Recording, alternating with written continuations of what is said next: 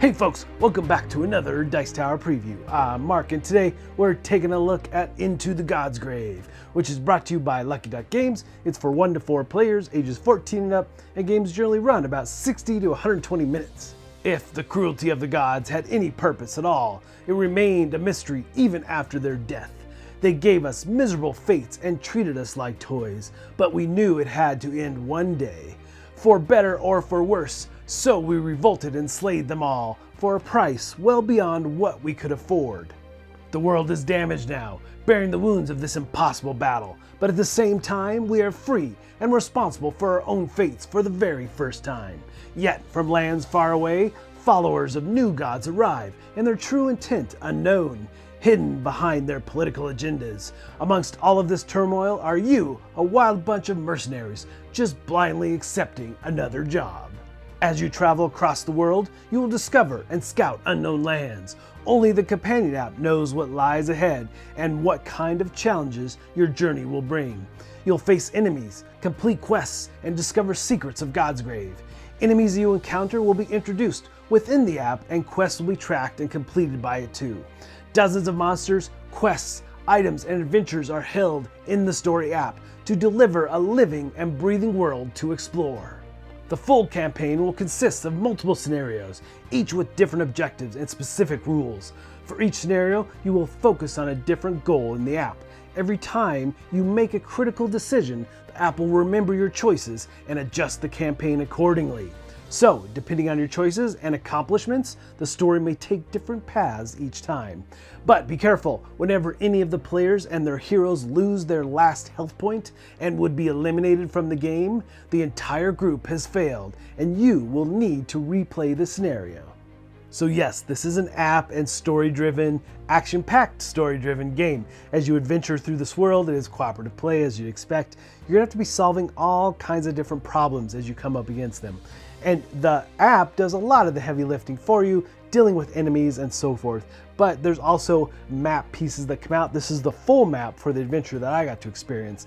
So the app will reveal tiles to you, and then you'll have to scout them to see what's there. If you don't scout them, you could become ambushed. So you have to be very mindful about it as you adventure through this world and enter in and look at points of interest. There's tokens on the board for that, and you try to collect different things as you move through this world. So this adventure that I was on is an escort mission. You're trying to take this caravan with its precious cargo to the other side of this forest, so to say, and you have to encounter baddies along the way. Try to save the caravan because the weather's moving in, things are getting worse. Caravan even gets stuck at one point, and you have to use your feats of strength and push it out. And there's a lot of interesting tests that you have to do in this game when you enter into battle and when you just try to get information out of people. So that's a really interesting part of how you put your dice together. Now, I had 2 different heroes that I could tap into for this adventure. One was a human, one was an elf, with very different cards and abilities that you'll be able to put into play and use, hopefully strategically, through the course of the game. Taking a closer look at our hero board, there's various slots for cards. First, we have our hero's portrait. Then we have a lineage card. Now this lineage card dictates what your starting dice is. Through the course of the game, you'll be adding to this pool as you try to achieve different things. And then we have a class card. Each of the heroes has some unique special abilities. And then we have a deck of cards that you'll be using, trying to strategically use them, put them into the best use possible. There's several different types of cards. You've got events that activate and then get discarded, and then you've got ability cards that live at the bottom of the board. You can only have 3. And then you have item cards as well. And you can hold weapons obviously in your hands here. You have a basic weapon, which is a staff or a stick. And then above that, you have other types of items that you can put into play. On the right of your board is your resources. Several different types of resources. You have movement resources. You've got resources for spending to put cards into play, kind of like the currency of the realm. And then you've got test tokens. Test tokens allow you to do special feats within the world. So each round of the game consists of 4 main phases. We're kicking it off with a planning phase, right? And then we've got heroes, and then adventure, and finally a cleanup phase. The app does a great job leading you through these different steps, but it doesn't deter or take away from the gameplay in any way. And starting with this planning phase, you have a deck of planning cards. At the bottom of each of these cards is an ability that's going to aid you through the course of that round. All kinds of different things here. It's part of your decision making, what you might need to do. Maybe you have an advantage in scouting, or you can pay resources or your gold in order to buy more cards to add to your hand. So lots of different things can happen from these planning cards, but more importantly, on the far right of the card is showing you what your resources are for this round. Now, those are finite, and in most cases, at the end of the round, those resources are going to go away, and you're going to replace them with the next planned card. So at the very top, we have our main resource, which is your gold. You'll be spending on cards, maybe bribing someone, and then how many more cards you get to draw for this particular round, and then your movement. Your movement is going to be limited, so once you spend all your movement points, you're kind of stuck and done for that round and that part of the adventure, I should say. So these cards are really interesting, and I like the fact that you have some agency here. You get to choose what you're doing next in the adventure. And next up is the hero phase, kind of the meat of the game for all the players to really engage with the world. And it is cooperative, like I said, so you do need to talk amongst your fellow players and decide where best to move, spend your tokens, how best to help each other. Absolutely. And what's interesting about Move is that the world's divided into these different lines and tiles. So as you move between the different lines and the tiles, you're going to spend movement points. So you have to be really, like I said, strategic about where you spend those and position yourself for that particular round and the next, because you never know when you might get ambushed along the way. Playing cards is another key component of what you're doing in the hero phase. You're going to be putting those into play, but you have to pay the costs and resources. So in the top left corner of the card, it'll show what you do. Again, you've got event cards, but you could also have permanent cards like abilities and items and weapons that you put into play. And some weapons require that you put these resource tokens on the weapon in order to use it a various number of times. So there's all kinds of things you can do with these resource tokens with your items and your cards, and also your different type of interactions in the world may require these tokens as well.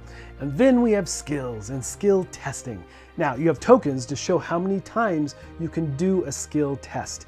And for this game that I played every round, I had 2 of those, but there are advantage tokens out in the world that you can gather, and for every 2 advantage tokens you get, you will get another ability to test. And those tokens never go away. They are permanent and stick with you from round to round.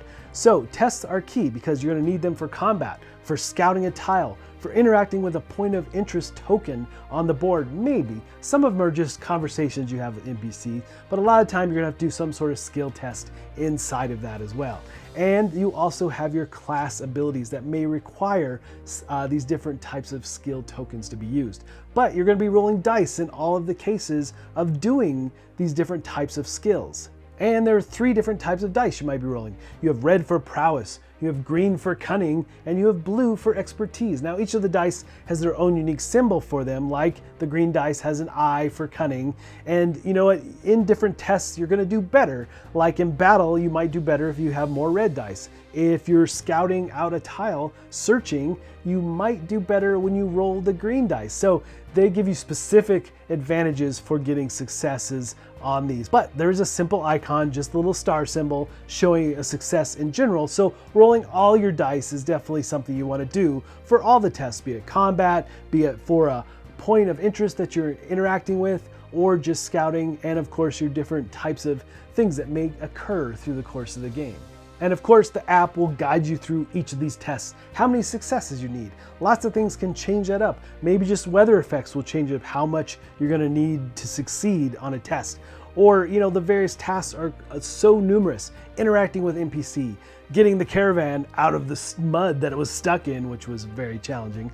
Dealing with the different enemies when you go into combat, and how best to use your weapons in combination with your dice rolls is really key. So it definitely gives you lots of different types of options and how you interact with your environment. When you perform a combat test, you're still going to do it like the others. You spend your test token, you roll your dice, you take into account the different weapons you're using and so forth. But in the app, you can find the enemy based on its colored base. You can scroll through and find the appropriate one. You can click on it and see its different abilities and its stats. Thing to keep in mind, obviously, is armor. So however much damage you do will be reduced based on their armor and what they're capable of, perhaps. You definitely have to look at the enemies individually and see what they might do back to you when you do damage. Next up is the adventure phase, and of course the app heavily kicks in here, showing you what happens, driving the story forward, adding more enemies to the board, moving the enemies that are there, trying to get them closer to the different heroes or the caravan in this particular instance, and attack. Obviously attacking is going to be a key thing they're doing in the adventure phase. And if you look at the enemies as well, it'll show how much damage they do. You can put damage tokens on your heroes to show what they've taken so far. There are ways to heal as well, and there's even shields that you can acquire in the game. Lots of different things. I have a very small subset of the types of cards and things that can happen. But what's neat is that when you do damage to the enemies, there's a slider in the app to show how much damage you've done. And finally, when an enemy is destroyed, it has a little skull, so you know it's no longer in play. So you just remove it from the board at that point. But the adventure phase really is to help the adventure move along and do random, I love the random weather effects that would happen. And when the big boss showed up on his mountaintop over here, starts really affecting the weather and damaging heroes, losing cards, all kinds of different things can happen. It's pretty intense. This adventure was pretty intense as we got that far down the trail. The app at this point will also show you scenario goals. Did you lose the game? Did any of your heroes die? You'll hit end game and that's it. Otherwise, you'll move to cleanup phase, and in the cleanup phase, you're gonna basically discard all your resource tokens, your movement tokens, and your test tokens, because in your next plan card, you'll get those back and so forth. Every round of the game, you'll get new test tokens, but maybe those advantage tokens that you got, you've accumulated some of those, so you get to perform more tests in the next round. So that's the basics of what you're doing. And you know, the adventures are gonna be so different and so unique from what I experienced. I can't wait to play the whole campaign. I think this game already, just this adventure alone, I played like 4 times. I got sucked deep and I couldn't wait to play again and try out the different cards and different abilities of these heroes. But in the end, you hope that you have pulled off the goals of the scenario and beat that adventure. All right, folks, just a reminder once again, this has been a Dice Tower paid preview, and everything you've seen here has been in prototype form. So keep a close eye on the campaign for any changes that still may occur. Now, with that said, I really like big story-driven adventure games like this. It was right up my alley, 100%.